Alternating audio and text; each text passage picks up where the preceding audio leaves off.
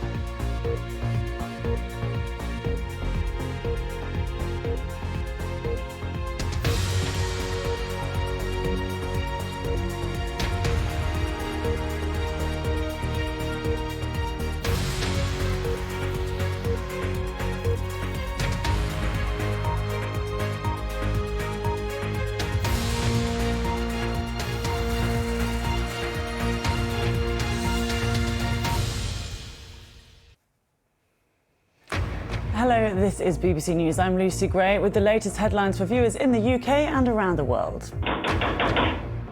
Eyewitnesses say armed soldiers are going door to door in occupied parts of Ukraine to collect votes for so-called referendums on joining Russia. At the United Nations General Assembly, Russia's foreign minister has accused the West of stirring up tensions around the world. West is introducing dividing lines everywhere along the lines of a confrontation between blocs. You are either with us or against us. There is no third option. In Iran, increasingly violent anti-government protests have continued for an 8th day.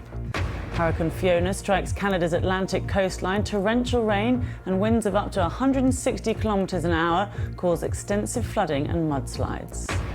UK opposition leader Sir Keir Starmer will set out to his party conference the dividing lines between Labour and the new Conservative government. And after 12 long years of Tory failure, didn't they just show their true colours yesterday? Yeah. Their driving ideology, make the rich richer and do nothing for working people. And how one of the world's most streamed performers, Bad Bunny, has used his fame to draw attention to the issues facing his native Puerto Rico.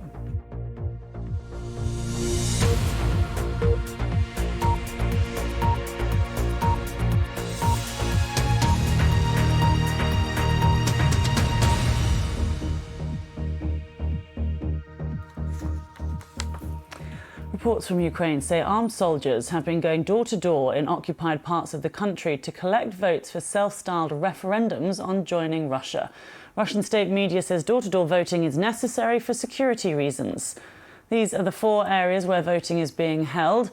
They include occupied parts of Luhansk and Donetsk in the east and Zaporizhia and Kherson in the south, and they cover around 15% of Ukraine's territory.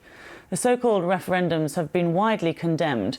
President Biden described them as a sham and a false pretext to try to illegally annex parts of Ukraine. Our Ukraine correspondent James Waterhouse reports from Kyiv.